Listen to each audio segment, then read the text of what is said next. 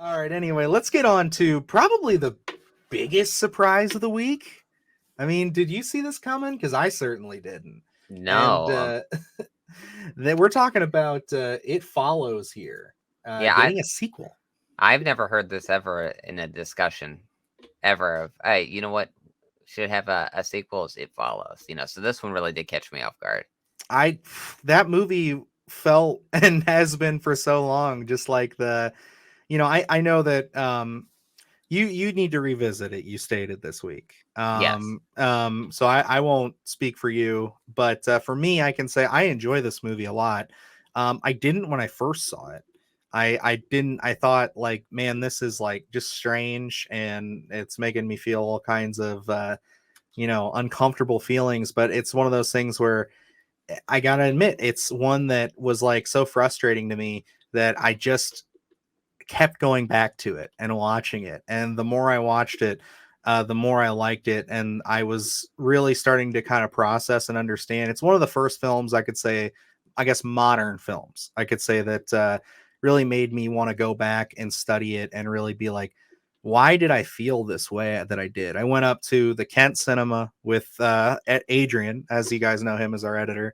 And I remember him and I went and sat down with it, and we were just like, what's with all the naked fucking old people in this movie, man? Like, I'm in like fucking 10th grade. I'm talking when I saw this. So it's it was something else. It was really something else. Yeah, this is definitely an interesting film. I actually saw this probably maybe over 2 years ago now. I was late to the game on this one.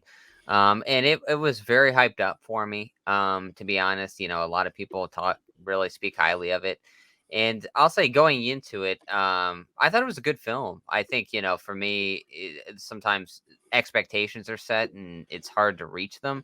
I will say, I think maybe so much hype. And then for me, that opening scene was just jarring. And I didn't know really what, I had set an expectation, I think, after that. And I think, after seeing that, I was just kind of wanting a little bit more. But again, I haven't seen it in 2 years, and yeah, I've only seen it one time through. So I'm definitely intrigued to go back and watch this. I definitely have to after seeing that there's gonna be a sequel out there. So, um, and having the director as well as the lead actor. I mean, it's a rarity nowadays to really kind of be able to build that team again.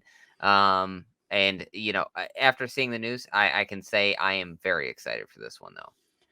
Yeah, I'm looking forward to it as well. I'm really curious to see where the story is going to go here. I Yeah, hope that I would like to see a time jump where we're still in the modern day, where it's like um, I don't want to see it pick up directly after that one. I'd love to see like years go by and then this entity, whatever this thing is, begins to reappear.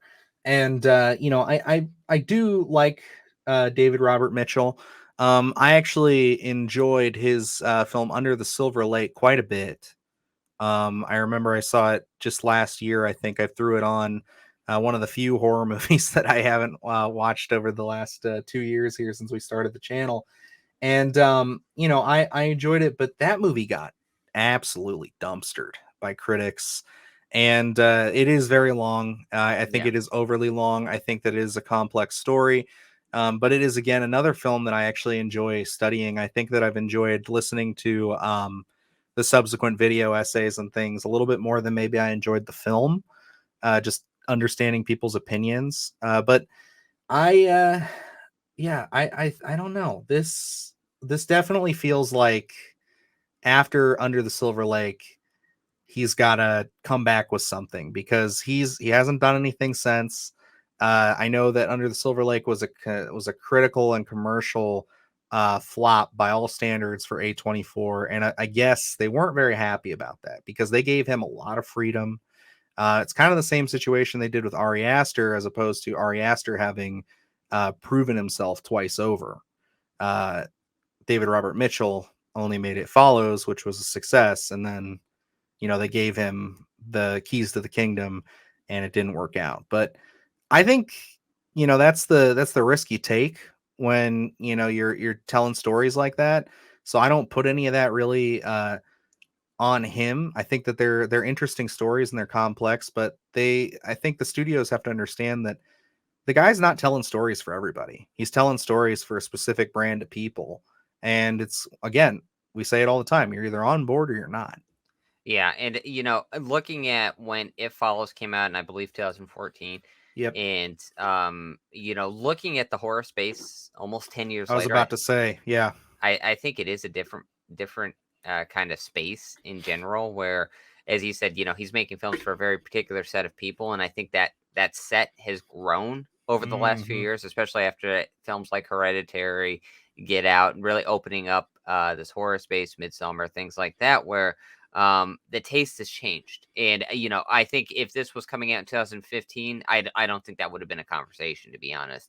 So I think now it's like, wait, audiences will want this. We didn't know we wanted it, but now that it's been announced, I think, people are happy to see this property back. And It's prepping to, exciting for yeah, sure. to Yeah. get this back, something like this property in the theater again. Because everyone does speak very highly of It Follows. And I think that that reputation there has really over the last decade has really stayed true, where it's not something people flip-flopped on. People that you meet that enjoy It Follows will enjoy It Follows throughout the entirety. It's not something you flip-flop on. So I think seeing They Follow being announced and that being going to hit theaters, I think you're going to see an even bigger audience want to go out and check this one out, because that taste has changed. There are being able to see things like Barbarian, Black Phone, Malignant, things like that. I think I think horror fans are ready for something like this and really do want to see it. Yeah, I mean, you hit the nail right on the head with that. Because like we got to remember, this even predates The Witch, Yeah, and there was a long time where that was one of the more controversial opinions to like The Witch, because people were like, "Oh no, that movie's just weird," and blah blah. And it's like now I have a hard time finding any horror fan who doesn't like that movie. So it's one of those things where it's like, yeah, it's definitely, I say, on the beginning end of kind of this elevated horror era that we've yeah, been in for about 10 years now. So but yeah, I'm excited. I'm looking forward to it. I need to see more to really cement that opinion and that feeling. But right now, I'm looking forward to it. Again, I love Micah Monroe. Still need to see The Watcher, so I got to get that done before this comes out. And yeah, I'm here for it.